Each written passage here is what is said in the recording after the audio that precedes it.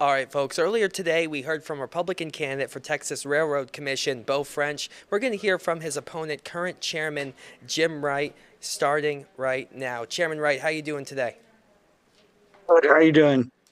I'm good. I'm good. Good to see you. I know you were in Tyler a little bit ago. It's nice to reconnect. Now, just to give folks a bit of an idea, the Railroad Commission really doesn't, I'm sure you've heard this a bunch, the Railroad Commission doesn't have really much of anything to do with trains, but it does regulate the oil and gas industry. And we will touch a lot about that. We will touch on a lot of that. But first, Chairman Wright, I want to hear about you.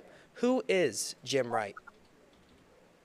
I'm a guy that's from South Texas. I originally was involved in ranching and farming and did some rodeoing in my lifetime. And at the age of 19, my parents fell on some hard times, and despite having some scholarships to colleges on rodeo, I saw them going through, like I said, tough times then, and went down to a hazardous waste facility that was pretty much next door to the house we were living in at the time, and asked them for a job, and the guy gave me a job, and at the age of 19, and I started my career in the energy industry. In 91, I started my first company and have been in the serving the oil and gas refining and utility industry all of my life. And it was that brought me to where I am now.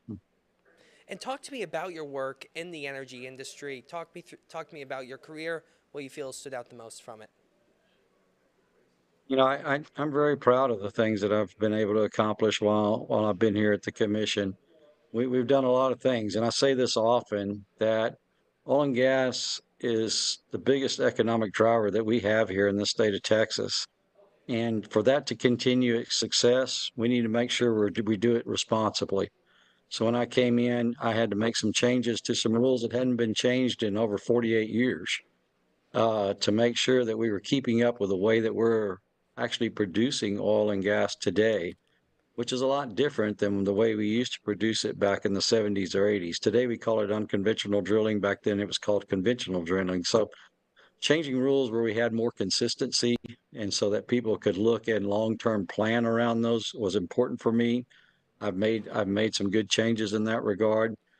I've also been very concentrated on making sure that we have energy dominance, not just for our state, but for our nation. Because oil and gas, as I said, just this last year brought in $27 billion in state severance tax revenues. And we employ over 500,000 people who has ancillary employment to what those wages are paying, to where it's over 2 million people that the oil and gas industry really supports if you look at it in detail. You know, it's probably the most important agency in our state, if not in our nation. And you talk about this a little more in your last answer, but just to get a bit of a better idea, you mentioned those changes from 48 years ago. Talk to me a bit more about what exactly was changed, what impact you feel it has had. I think it's had great impacts because, as we've seen, there's been a lot of concern, especially from landowners and people Well, that what's the a lot change? of our What's the change, just to get an idea of what exactly was changed? it it was our environmental side of things, the way that we went out and we treated our waste that was generated. We generate solids along with liquids, and they're that we consider a waste. And in the older days, those were treated differently than what we treat them today. But in today's, the way we drill in the shale revolution is a lot different than what we had then. So we've got large volumes of it that we've got to be responsible in managing. That was the changes that I made to make sure we were doing that appropriately and doing it with responsibility. What would you You know, say are your. Oh, sorry. I didn't mean to interrupt. oh, no, no problem. As I told you earlier, I own a ranch myself today, and I was a rancher growing up, and I think it's important that we stay energy dominant, but we also protect the precious land that we have here in Texas. What would you say are your biggest priorities if reelected? Right now is just continuing our success and energy dominance. Dominance. We got a lot of things going on throughout the world today, and I think we've got bigger opportunities than we've ever seen in our lifetime. So I want to make sure that I'm leading that so that we can make Texas even better than what we are today. Innovation in our oil field has just tremendously grown, and technology has tremendously grown. I want to make sure that I continue to champion that I want to make sure that we continue to spit out certainty in what our regulatory efforts are so that people can plan on what the future is going to be. And I want to, I've our industry produces lots of produced water that now has the ability through technology to treat. And since a lot of our state, not so much on your side of the state, but on the western side of the state, we have some huge drought conditions. I think that our water is a big part of being what that solution is, not only to provide water, but to be a kind of a dilution factor on what new water sources these poor communities going to have to be developing because of the lack of rainfall. So it's a lot. I mean, there's a lot of stuff. We've been focused, as you and I talked about when we first met, on oil field theft. It's become a huge issue for us. I lead that task force for Texas, working with other law enforcement agencies, not just on the state level, but the federal level, to make sure that we get out ahead of that. And that has been the thing that's been detrimental to what our severance tax revenues has been, and we've got to get that controlled. I do want to ask you, you mentioned water there, and water's been a big concern, here in East Texas, particularly when it comes to data center development. Is there anything the Railroad Commission can do, or you feel should be done about data center development? And talk to me a bit about that. Well, as I said before, I'll just give you an example. Today, Texas produces about 6 million barrels of oil every day. And with that, on the average, we have about 5 barrels of water that comes up with every barrel of oil. So we've got 30 million barrels. That's not gallons, that's barrels. And in a barrel is 42 gallons. So that's a lot of water.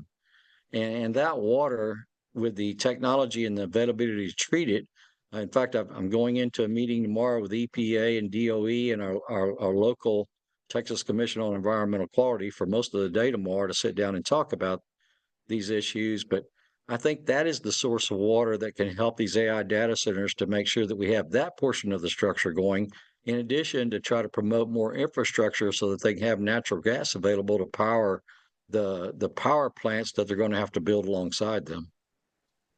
There's been a lot of talk about using a closed loop system in these data centers. You feel that's a good idea, bad idea? Talk to me about that. I think it's a great idea. um, you know, we've been doing that for a long time. If you look at just refining, people that create diesel and gasoline, most of those systems are closed loop systems. There's still some waste that's generated from that. You have water that's going to become not up to quality and standards that they'll have to continue to replace. But I think that it's the only way to do these AI data centers. And I think we need to use sources of water like produced water other than our freshwater sources, because that's something that seems to be really diminishing in Texas today. Affordability has been a big topic on voters' minds, particularly with gas prices rising over the last couple weeks since the conflict began in Iran. Is there anything the Railroad Commission can do, in your view, to lower those gas prices for Texans? Yeah, we've got to make sure that we really capitalize on the opportunities. We got to make sure that we are the energy dominant leader in this world so that we can start putting to where we have some consistency in what that pricing is. And if there ever was an opportunity for us to get on top of that, it's now. I agree with President Trump when he says that, we're suffering right now because of those higher prices. They're not relevant, I would say, to what our income is and what we bring home. But I do think that they will ease the more we can get energy dominant in the world market. But when you look at what's really going on today, it's a supply and demand effort. And if that's what it takes to make sure that we don't have a hostile nation that potentially has nuclear ability, I for one, am willing to make somewhat of a sacrifice to ensure that we're safe in our future moving forward. I do want to ask you, though, you say you want to capitalize on, energy dominance, but Texas right now is producing the most oil of any state in the country. And even with that, gas prices are still going up. So how do you fix that to low, or is there a way to change that to lower prices? Certainly, we've got to get better at infrastructure. We've got to get better at permitting refineries that can make products from oil and gas. But people have to remember the United States and pretty much the rest of the world works on what's called a free market. And when you have a lot of demand and not much supply, prices go up. And that's what we're seeing today. So when I talk about improving that, we need to get better. We need to produce more so that we can get the supply up to meet the demand. And that's what my focus is going to continue to be. Do you feel there's such a thing as too much oil production? Uh, yes, definitely. I mean, I don't want to waste anything. I think our Texas natural resources are very precious and very, very big part of what Texas is today. So, I mean, you've got to keep an equal balance there. And although the Railroad Commission does not set pricings, we don't set what demand is. We have a responsibility, I feel, to make sure that we encourage making sure that we have the supply and then we're oversupplying and wasting those resources. Your challenger in this race, Beau French, feels the Railroad Commission is spending too much on diversity, equity, and inclusion. Talk to me about that, your response.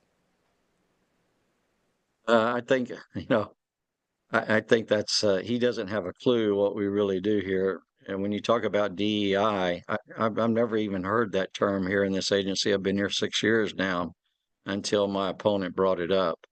I know the way that we treat that today is we award our contracts to the people that give us the best price and have the best experience and make sure that we're managing those taxpayer dollars the way we should be and expected to be.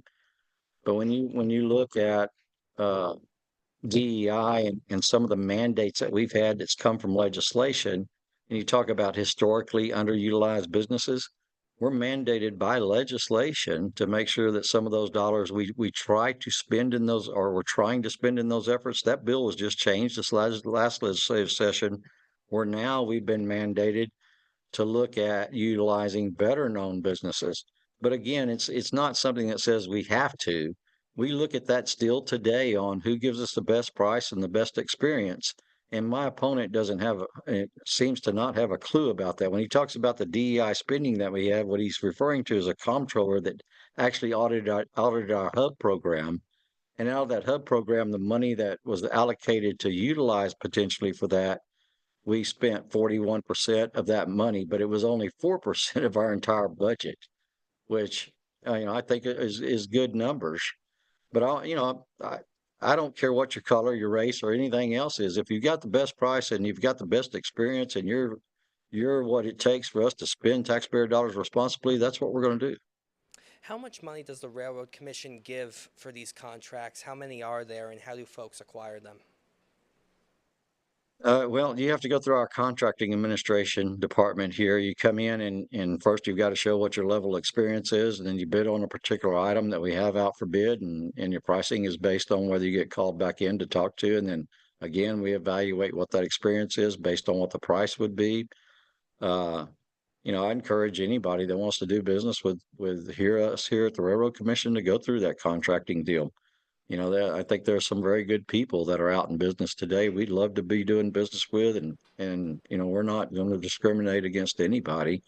But it's going to be based on what your experience and your price is. Now, it's my understanding that you want to cut red tape. Why is this important in your view, and are there any specific examples of red tape you want to get rid of? Yeah, I think it goes a long way to, we the Railroad Commission was established in 1891. We have a ton of records, probably more records in our agency than any other agency that I know of. And it's been a difficult task for us to get that to where it's automated and put on a computer system that people can view. And we've been spending time and money to get that done. And I think along with that, we've got some of the permitting requirements that we've seen that we developed years and years ago that I think we can take a further look at and make it more of a registration process than a permitting process, which helps us streamline the industry to meet the demand and the goals that we were just talking about earlier of continuing to be energy dominant and continuing to be the leader in the world. If you looked at Texas today, how important that is, we're the fourth largest producing region in the world. The state of Texas by itself is. If the state of Texas were its own country, we'd be the eighth largest economy in the world. So, I mean, I'm proud of that. I'm proud of what we've done in our part to make Texas what it is today, and I want to continue to make sure that we streamline it to ensure that we're going to have that for us in the future. If I heard you correctly, it sounded like you wanted to streamline that permitting process. How do you go about doing that? Oh, it's not hard these days if you're able to get on and do it through the computer. The mail system is not not very fast as compared to doing it through a computer system. And so we're doing that today. We're putting a lot of emphasis in our IT and trying to change things to make it better, not only to create more certainty, but to make it easier and faster for our industries to obtain the necessary permits and guidances that they need to continue to, like I said, to be the best we can be. Now, I do want to ask you, as we talk about, regulations as a whole, um, should there be, I guess the question is there such a thing as well, not too much. Should there be, talk to me about your thoughts on regulation in general, and how you want to go about balancing it if reelected. Well, I've been doing that. I've been doing that for the last 6 years here. What I want to make sure is that we, if you look at my background, I'm not uh, somebody that wants to come in and create a bunch of regulations. I want to make sure that we have regulations that keep us responsible. I want to stay ahead of that responsibility, not behind it. And so, it's not a matter of what questions of regulations are. It's a matter of, what is best for Texas and what is best for our, for our economy, and how do we instill and continue to be an agency that has regulatory certainty so that people can have long-term plans. I do want to ask you, in the March 3rd primary, you garnered around 32% of the vote, just above second place finisher, your opponent, former Tarrant County Republican Party Chair Beau French. What are you doing now to appeal to voters who may not have sided with you in the March primary? We're certainly making a much bigger effort today to get more name recognition out there and to do more about educating people on what the Railroad Commission is. I think the results of the primary was just a simple fact that people really don't know because of the name what it is we do and how important this agency is and how technical it is. How somebody here at the helm of this agency needs to have a pretty good experience, a really great experience in the industries that we regulate. And you can look at today, if you go on to my website, we've got a lot of people that are agreeing with that concept. We've got some great endorsements. We've got the lieutenant governor, we've got the speaker of the house, and we have our governor that's endorsed us in our campaign. Those are important. They mean something because I think it shows that they recognize, that this is a huge industry when it comes to our state's success. If you do And not and having people that don't have that experience is not good for Texas. if you do not end up winning in this upcoming runoff, do you plan on endorsing in this race? Haven't given it any thought. Uh, haven't even thought about it for a second. So you I'm so I'm you concentrated on winning this race. so you don't know if you would endorse, Beau French, for example. Yeah, I have not been impressed by my opponent because I don't think he has the knowledge or the experience to lead an agency like this. I know I've heard some of the issues, which I know those resonate with certain people, but those are issues that really need to be taken up from a legislative level. There's nothing that we have the ability to make any of those things that he's concerned about happen here. I often think that he may have wanted to research and run for a legislative or congressional office if that's really his concerns, or is he just trying to get power anywhere he can get it? You guys cooperate with the legislature to an extent, though, right? We get asked our opinions over there whenever these bills are getting created.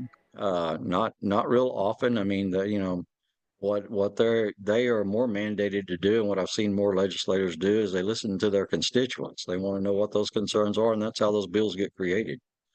We're I say this all the time. This agency is a regulator. We're not a legislator, and what that means is we get handed bills, whether they're federal bills or they're state bills, and they're pretty much our set of instructions of what our rules go by. Now, whenever I want to make changes to rules that may be blocked by legislation, I do go over and talk to our legislators, but it's around what I do.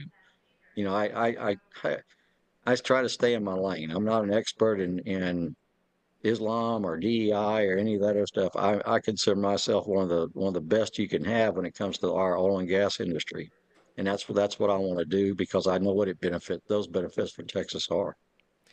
The May 26th runoff is coming up very shortly. Is there anything I did not ask you would like to add? I really appreciate you, Mike, having me on. I think it's important, again, that people know what the Railroad Commission of Texas is, despite the name. And if you went back and did the history search on what the Railroad Commission actually was originally formed for, it would make more sense to why we are where we are today. We've been blessed, very blessed, to have the oil and gas that we have, and it's become a huge industry. And I don't think I don't think that was a bad decision, taking away our authority over railroads in 2005 and giving it to TxDOT, because it allowed us to focus more on making what's making Texas great today better. All right. Current chairman of the Texas Railroad Commission, Jim Wright. Sir, we appreciate you coming on the show today. Thank you, Mike. It's good to see you again. Good to see you. Back to you, Leo.